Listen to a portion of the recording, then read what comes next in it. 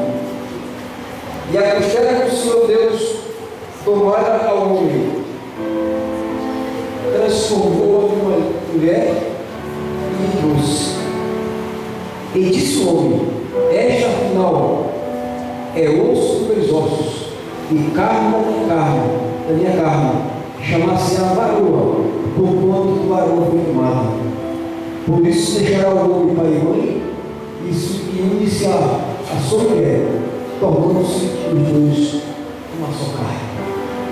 Poder aceitarmos. Aleluia. Aleluia. Louvado seja Deus. Eu vou deixar para orar só no final da nossa oração. Mas eu quero dizer, irmãos, que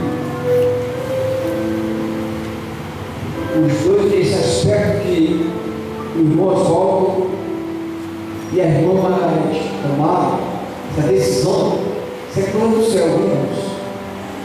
Dificilmente lá no mundo do pecado, as pessoas tomam essa decisão, porque eles acham que é melhor conviver amigados,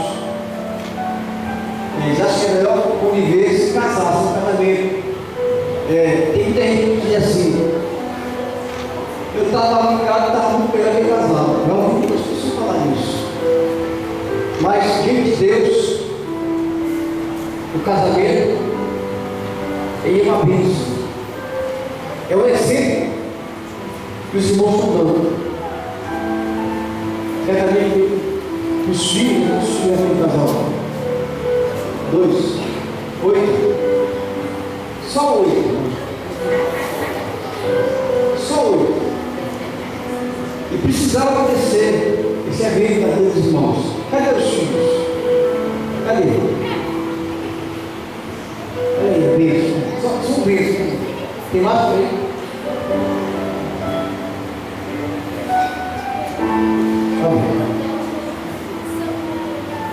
Então, os irmãos desse casal precisavam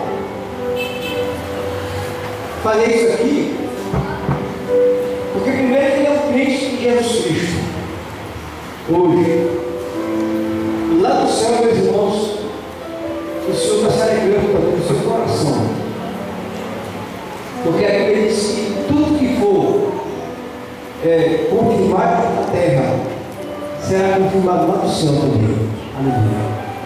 E Deus se agrada desse momento importante, desse momento de alegria, né? Esse momento em que o Oswaldo, com a sua esposa, estimaram a decisão de casar-se. Eu estava dizendo para nossas igrejas, muitas pessoas que gostariam de passar essa ceia sem batizados, e às vezes não podem. Às vezes o irmão tem até com sua igreja lá.